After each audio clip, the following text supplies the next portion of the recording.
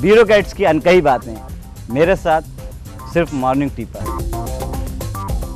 Good morning. Morning tea में आज हमारे साथ हैं एमपी मध्य प्रदेश के additional DGP Kailash Makwana sir, जो 1988 बैच के आईपीएस ऑफिसर हैं। कई ज़िलों में एसपी रहे, ख़ास तौर से जो अविभाजित मध्य प्रदेश था उनके बस्तर, मंदसौर, दंतेवाड़ा जैसे गंभीर ज़िलों में और सेंसिटिव ज़िलों में एसपी रहे। आज हम उनसे बात करेंगे और जानेंगे उनसे अनकही बातें।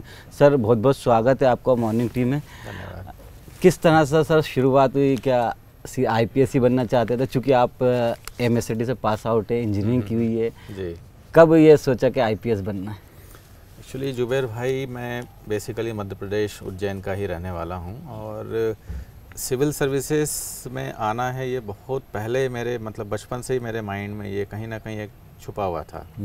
कारण ये कि मेरे पिताजी भी रिटायर्ड डिप्टी कलेक्टर हैं और उनको मैंने देखा है फील्ड में जाते हुए। कई बार मैंने खुद बचपन में उनके साथ टूर भी किया। जैसे देवास में हम लोग स्कूलिंग हुई, शुरुआती स्कूलिंग। उस समय वो नायब तहसीलदार थे, मोटरसाइकिल पर गांव में जाते थे। कई बार जब छुट्टियां रहती थी तो मैं भी पीछे बैठ करके उनके जाता था। 5वीं 6ठी क्लास में पढ़ता था। उस समय देखा जो गांव वालों की समस्याएं निपटाने वगैरह में जो एक संतुष्टि का अनुभव उनको और उनके गांव वालों या जो भी पीड़ित रहते थे उनको, जैसे कोई मुआवजा दिलवाना है या उनके कोई प्रकरणों का निपटारा कराना है, उनकी एक जनता की संतुष्टि का भाव देखने के पश्चात मुझे बड़ा अच्छा लगता था, अच्छा महसूस होता था। दूसरा, जैसे स्कूल्स में थे वहाँ पर कोई मुख्य अतिथि, कोई कलेक्टर, एसपी वगैरह आते थे। बहुत ही रिस्पेक्टेड टीचर्स थे उस ज़माने में, बहुत डेडिकेटेड टीचर्स थे। तो हमें लगता था कि जिन टीचर्स का हम रिस्पेक्ट कर रहे हैं वो कोई एक मुख्य अतिथि आ रहे हैं, उनको इतने ज़्यादा रिस्पेक्ट कर रहे हैं, उनको इतना इज्जत दे रहे हैं, तो ये कोई एक कुछ खास पोस्ट होती हैं। देवास में ही जहाँ हम रहते थे, नायब तहसीलदार थे फादर उस ज़माने में, तो एसपी बंगले के जस्ट पीछे, अभी जो एसपी देवास का बंगला है उसके जस्ट पीछे हमारा घर था वहाँ पर। तो एसपी साहब की गाड़ी निकलते आते जाते और सब मोमेंट, और कलेक्टर एसपीज़ का क्या सब चल रहा है, वर्किंग फादर वगैरह आप घर में भी डिस्कस करते ही थे। वहाँ से एक शुरुआती मेरे माइंड में बैठा कि ये कुछ पोस्ट होती हैं, कैसे सिलेक्शन होता है, क्या होता है, ये सब उस समय नहीं पता था। 5वीं 6ठी क्लास में पढ़ता था। बाद में फिर उज्जैन शिफ्ट हो गए, उज्जैन में स्कूलिंग वगैरह हुई। वहाँ एक क्लास 8th में जहाँ तक मुझे याद है, हिंदी में हमारी एक बहुत अच्छी मैडम पढ़ाती थी। तो श्री मोक्ष गुंडम विश्वेश्वरैया, जो हमारे जो बहुत ही जाने माने इंजीनियर हैं और इंजीनियर्स डे भी उन्हीं के जन्म दिवस पे मनाया जाता है। उनकी स्टोरी उन्होंने इतने अच्छे लहजे में सुनाई थी कि माइंड में ऐसा बैठ गया था कि सिविल इंजीनियर बनना चाहिए। तो वहाँ से कैरियर की डायरेक्शन चेंज हुई कि इंजीनियरिंग करना है और सिविल इंजीनियरिंग करना है। पीईटी दी हमने, फिर उससे सिलेक्शन होकर के फिर एमएससीटी भोपाल में सिलेक्शन हुआ, एमएससीटी पहुँचे, इंजीनियरिंग किया। सिविल इंजीनियरिंग में अपना बिल्कुल मेहनत से करते रहे। जब फाइनल ईयर की स्टेज आई तो हमसे एक सीनियर थे, वो आईआईटी दिल्ली में एमटेक करने गए थे, मिस्टर डीपी लाल। वो रेलवेज़ में हैं आजकल, चीफ इंजीनियर हैं। उन्होंने सजेस्ट किया कि अगर सिविल सर्विस से देना है तो आप आईआईटी दिल्ली एमटेक करने आइए। गेट से फिर एग्ज़ाम दे करके फिर मैं आईआईटी दिल्ली एमटेक करने चला गया। वहाँ तैयारी की, फर्स्ट अटेम्प्ट में ही मेरा आईपीएस में सिलेक्शन हो गया था। सर बहुत बड़ी बात होती है कि पहले अटेम्प्ट में कोई सिविल के सर्विसेज को क्रैक कर दे, तो ये काफ़ी बड़ी। जी हाँ, और उसके जस्ट पहले मेरा इंजीनियरिंग सर्विसेज से रेलवेज़ में भी हो गया था। रेलवेज़ भी सेंट्रल सर्विसेज बहुत अच्छी नौकरी मानी जाती है सिविल इंजीनियर्स के लिए कंट्री की। तो जब तक इसका रिजल्ट आ करके ज्वाइनिंग आती है, उसके पहले रेलवेज़ का आ गया था। तो मैं 5 महीने रेलवेज़ में सिविल इंजीनियर भी रहा। अरे सर, तो इस तरीके से एक तरीके से कह सकते हैं कि आपका एक बचपन का ड्रीम था। आपने जो आसपास के कलेक्टर थे या एसपी थे, उनकी वर्किंग देखी, उनको रिस्पेक्ट, जो आम पब्लिक से या आम जनता से उनको रिस्पेक्ट मिलती थी, वो रिस्पेक्ट मिलती थी। और आपके फादर जो डिप्टी कलेक्टर से, वो कहीं ना कहीं आपके लिए प्रेरणा का मार्गदर्शक बने। तो उनका ये आपका जब ड्रीम पूरा हुआ, या जब बचपन का ड्रीम था, जब आपको पहली बार आईपीएस अवार्ड मिला, जाहिर सी बात है कि ट्रेनिंग भी की है आपने मैसूर में, और जब आईपीएस का पहली पोस्टिंग हुई और जब वर्दी पहनी, तो किस तरह का आपका अनुभव रहा, किस तरह की फीलिंग्स रही? नहीं, मुझे बहुत अच्छा उस दृष्टि से लगा कि हमारे पिताजी का भी ड्रीम था पुलिस में। इनफैक्ट मेरे फादर भी डीएसपी जो हमारे मध्य प्रदेश कैडर के R.K. त्रिपाठी साहब एडीजी और रघुवंशी साहब जो एडीजी रिटायर हुए हैं, हमारे फादर भी उनके साथ की बैच के डीएसपी भी सिलेक्ट हो गए थे। पर उनका एक्सीडेंट हो गया था तो उन्हें फिर नौकरी से रिज़ाइन करके फिर लियन था तो नायब तहसीलदार में वापस पहुँचे। अच्छा, फिजिकली कुछ? हाँ, उनको चोट लग गई थी बस एक्सीडेंट में, बस गिर गई थी एक्सीडेंट में, तो उस कारण से उन्हें डीएसपी की ट्रेनिंग छोड़ना पड़ी थी बीच में ही, क्योंकि पेन काफ़ी ज़्यादा बढ़ गया था। तो इतने वर्षों बाद जब मेरा आईपीएस में सिलेक्शन हुआ तो उनको मतलब कई गुना खुशी, उनको ऐसा महसूस हुआ जैसे कि तो वो उन्होंने आपके अंदर खुद को जी लिया, मतलब एक तरह ये कह सकते हैं कि वो आप जैसे अपने बेटे खुद नहीं बन पाए तो वो अपने बेटे को बनाना, तो उन्होंने एक तरह से आपको आईपीएस ऑफिसर बना लिया। दोहरी खुशी कह सकते हैं कि फादर पुलिस की नौकरी कंटिन्यू नहीं कर पाए तो मैं भी पुलिस में आगे चल करके आया। तो एक तरीके से आप कह सकते हैं कि आपने अपने फादर का ड्रीम, उनका ड्रीम पूरा किया। अच्छा सर, जब पूरी ट्रेनिंग हो गई, सब कुछ सिलेक्शन हो गया, पहली पोस्टिंग आपकी कहाँ रही? सबसे पहले मध्य प्रदेश कैडर अलॉट होने के बाद में दुर्ग ज़िले में मेरी पोस्टिंग हुई थी ट्रेनिंग, डिस्ट्रिक्ट ट्रेनिंग के लिए। वहाँ मुझे लकीली बहुत अच्छे अधिकारियों के अंडर में काम करने का मौका मिला। जैसे कहते हैं ना कि परिवार में ही बच्चा सीखता है, जैसे संस्कार और माहौल मिलते हैं, तो वैसे ही पुलिस परिवार या पुलिस के जो संस्कार हैं, ये मुझे बहुत अच्छे अधिकारियों के अधीनस्थ काम करने से एक अपनी डायरेक्शन ही चेंज हो जाती है। तो मुझे लकीली मध्य प्रदेश के जो बहुत अच्छे अधिकारी माने जाते हैं, बहुत ही ईमानदार, बहुत मेहनती, जैसे अभी मध्य प्रदेश के वर्तमान डीजीपी श्री सुरेंद्र सिंह साहब, वो दुर्ग एसपी थे उस समय। जब मेरी मुझे याद है दुर्ग से भोपाल बुलाया गया था जब 92 में तो जब दुर्ग में वो एसपी थे, उसी दौरान मेरी उनके अंडर में ही ट्रेनिंग दुर्ग जिले में हुई एसपी। तो उनको मैंने बहुत नज़दीक से काम करते हुए उनकी वर्किंग स्टाइल देखी है। बहुत ही मेहनती, बहुत ईमानदार, बहुत अनुशासन प्रिय अधिकारी हैं। मैंने उनसे बहुत सीखा। उसके पश्चात दुर्ग में ट्रेनिंग के बाद मेरी फर्स्ट पोस्टिंग एसडीओपी मुरैना हुई थी, सीएसपी। वहाँ लकीली अगेन मध्य प्रदेश के बहुत अच्छे टॉप अधिकारी माने जाते हैं, मिस्टर वीरेंद्र मोहन कंवर साहब, वीएम कंवर साहब।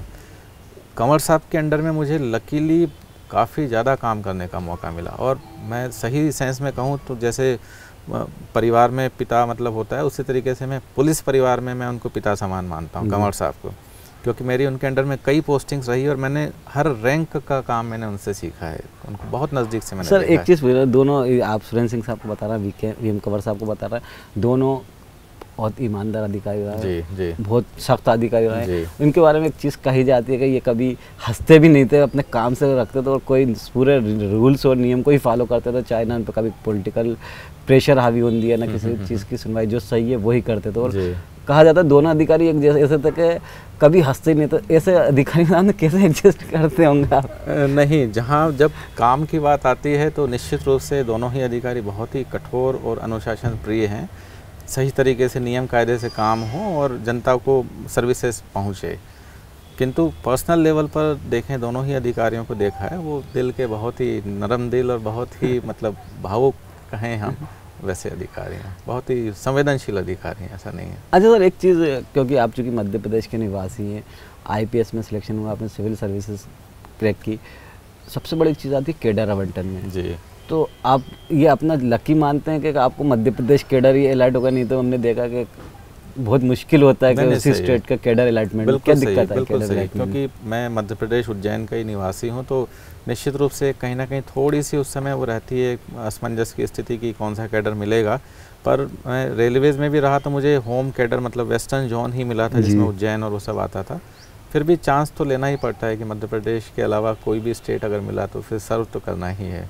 तो ये आपको अपने आप के कैडर तो निश्चित रूप से बहुत खुशी हुई मुझे कि अपने प्रदेश में ही काम करने का मौका मुझे मिला, क्योंकि आप मध्य प्रदेश जुड़े होंगे, मध्य प्रदेश की आबो हवा से वाकिफ है, मध्य प्रदेश की ज्योग्राफी से वाकिफ है, तो उससे ज़्यादा फायदा मिलता है। निश्चित रूप से। सर, आपने अविभाजित मध्य प्रदेश के कई जो नक्सल प्रभावित ज़िले, दंतेवाड़ा हो, बस्तर हो या दूसरे दुर्ग हो, इन जगहों पर काम किया। उस समय क्या स्थिति यहाँ पर नक्सलाइट्स की, और आज जो कि अलग हो चुका है, मध्य प्रदेश छत्तीसगढ़ बन चुका है, लेकिन ये दंतेवाड़ा की बात करें तो वहाँ पर नक्सलाइट समस्या काफ़ी बड़ी। तो आपने कभी इस तरह के, जब एसपी रहे हैं आप इन बड़े ज़िलों में, किस तरह की समस्या रहती थी? मैं थोड़ा हर जगह के बारे में बताना चाहूँगा अपने सर्विस से रिलेटेड। जी, जैसे आप पूछ रहे थे दुर्ग के बाद में मुरैना सीएसपी एसडीओपी रहा, वहाँ डकैती से संबंधित समस्याएं थी, दस्यु पीड़ित प्लस गुंडागर्दी और आर्म्स से रिलेटेड केसेस वगैरह। तो वहाँ एक अलग किस्म का अनुभव था जो मैं आपको बता रहा था। वहाँ कई CSP एडिशनल CSP लेवल पर बिल्कुल उस समय मतलब मैं बता रहा हूँ मुरैना में उस टाइम डकैत समस्या बहुत हावी थी। और इतना जज्बा मतलब था कि 24-24 घंटे हम लोग लगातार दौड़ते रहते थे। मतलब मुझे याद है कि CSP के रूप में करीब करीब डेली हम नाइट गश्त करते थे, डेली नाइट गश्त करते थे, मॉर्निंग में लौटते थे, देहातों में भी, देहात के थानों में, प्लस अपने सिटी के मुरैना के उसमें, प्लस सवेरे फिर परेड पे भी जाके खड़े होते थे, फिर दिन में ऑफिस भी रहते थे। मतलब 24 घंटे हम चक्करधन्नी, बिल्कुल। कंवर साहब वैसे भी बहुत टफ टास्क मास्टर माने जाते हैं, वो खुद भी हमें दौड़ाते थे और उसमें हमने मतलब सीखा कि किस तरीके से पुलिसिंग की जाती है। वही पुलिसिंग मुरैना मेरे लिए मतलब बहुत सीखने की दृष्टि से बहुत ही महत्वपूर्ण पोस्टिंग रही है। एज ए SDOP आप मुरैना, उसके बाद आपने डकैत, क्योंकि फिर वहाँ से उसके बाद फिर मेरी additional SP city Jabalpur posting. जी। जबलपुर अगेन गुंडागर्दी और कम्युनली बहुत सेंसिटिव माना जाता है, संस्कारधानी। जी हाँ। तो उसी समय पर वो बाबरी मस्जिद वाला वाकया आपको ध्यान होगा, 92 दिसंबर 92 अनफॉर्चुनेटली वो हुआ। काफ़ी ज़्यादा धार्मिक भावनाएं उस समय बहुत उफान पर थी, पर एडिशनल SP सिटी के रूप में लकीली पूरे सिटी के चार्ज में थे, पर तुरंत हर जगह इमीडिएट जैसे ही बाबरी मस्जिद, आज तो 4-4 5-5 एडिशनल हो गए, उस जमाने में एक एडिशनल SP हुआ करते थे। जी। तो लकीली पूरे हमारे फोर्स ने, हम सब ने मेहनत की, इमीडिएट हमने लाठीचार्ज जहाँ भी करना था ताकि दोनों समुदाय के बीच में कोई टकराव की स्थिति निर्मित नहीं, हमने कहीं भी टकराव नहीं होने दिया, दोनों को खदेड़ करके उनको घरों के अंदर कर दिया, कर्फ्यू वगैरह भी इम्पोज किया, पर कोई भी घटना वहाँ पे नहीं होने दिया अनटूवर्ड। तो Jabalpur again law and order, गुंडागर्दी कंट्रोल करने के लिए बहुत अच्छा एक्सपीरियंस रहा मेरे लिए। बीच में फिर additional SP city Raipur posting भी रही कुछ समय, फिर बटालियन में 13 बटालियन ग्वालियर कमांडेंट रहा मैं। वहाँ हमारा फोर्स अगेन भिंड मुरैना उसमें पोस्टेड था। वहाँ काफ़ी दस्यु विरोधी आंदोलनों में हमारे फोर्स ने बहुत आगे बढ़ कर के मुठभेड़ ली, काफ़ी दस्यु उस समय धराशायी भी हुए थे। वहाँ से फिर एक्सट्रीम नॉर्थ से फिर एक्सट्रीम साउथ फिर SP दंतेवाड़ा पोस्टिंग हुई थी। अच्छा सर, जब आप मुरैना SDOP थे उस टाइम का, मुरैना या भिंड, चंबल, ग्वालियर एक ऐसा बेल्ट माना था कि मतलब थरथराता था दस्यु के नाम से, बड़े बड़े डकैत तो पूलन देवी का उस टाइम पे पूरा जलवा था, डाकू मलखान सिंह उस टाइम मौजूद थे, निर्भय सिंह गुर्जर मौजूद थे। तो इनसे कभी आमना सामना हुआ, कभी इस तरह के इनामी और कुख्यात डकैतों से आपका? कुख्यात दस्युओं से डायरेक्ट मेरा नहीं हुआ है एज सच, पर गुंडों से, जो टॉप क्लास के गुंडों से मतलब ज़रूर हुआ है। और उस ज़माने में मतलब ये लगता था कि पूरी दुनिया ठीक कर दें। नई वर्दी पहनी थी, नया जोश था, एकदम यंग थे, फर्स्ट अटेम्प्ट में ही पहुँचे थे, बहुत ही यंग थे, एकदम कॉलेज स्टूडेंट टाइप के लगते थे उस ज़माने में। तो मतलब थोड़ी सी भी अव्यवस्था बर्दाश्त नहीं होती थी। मतलब रोड पर अगर कोई आड़ी टेढ़ी गाड़ियाँ खड़ी हैं, दुकानें समय से बंद नहीं हो रही हैं, शराब की दुकानें समय से बंद नहीं हो रही हैं। मतलब मैं मुरैना का भी एक वाकया मतलब मैं बताता हूँ कि एक बार होली का दहन, जो होली रहती है, तो होली का दहन में उन्होंने बीच रोड पर होली उन्होंने लगा दी थी। कलेक्टर SP साहब ने मीटिंग ली शांति समिति की, भाई देखिए कि तार के नीचे होली का नहीं रहे, ये नहीं रहे, पब्लिक को दिक्कत ना हो, असुरक्षा ना हो। देखा बीच रोड पर लगी हुई, फर्स्ट राउंड लगाया, ऑर्गेनाइजर्स को बताया कि होली का कृपया साइड में कर लीजिए, नहीं कि जब आधे घंटे बाद फिर राउंड लगाते हुए आए तो मैंने अपने जवानों से जो साथ में जो थे उनसे मैंने होली का साइड में खिसकवा दी। उस समय लगता था कि बिल्कुल सही और नियम कायदे से सब चीज़ें होना चाहिए। उस पर से वहाँ पर फिर जब मैं आगे चला गया तो फिर पता चला कि वहाँ पे भीड़ जमा हो गई है कि आपने कैसे जो है इस तरीके से जो है कर दिया है। फिर एडिशनल SP सिटी वगैरह को भेजा गया। मैं कंट्रोल रूम में बैठ करके बिल्कुल एकदम वो हो रहा हूँ कि सबको लाठीचार्ज करके सबको वहाँ से खदेड़ा जाए, मैंने सही काम किया है वगैरह। तो कई मतलब ऐसा लगता था कि बिल्कुल सही होना चाहिए। जाहिर सी बात है, नए जोश था, नए पूरा ड्रीम पूरा हुआ था आपके फादर का। तो अभी हम बात कर रहे हैं अभी additional DG Madhya Pradesh Kailash Makwana sir से। बातों का सिलसिला जारी रहेगा, लेकिन लेंगे यहाँ पर एक छोटा सा ब्रेक के बाद जल्द हाजिर होंगे। बने रहिए स्टेट न्यूज़ के साथ।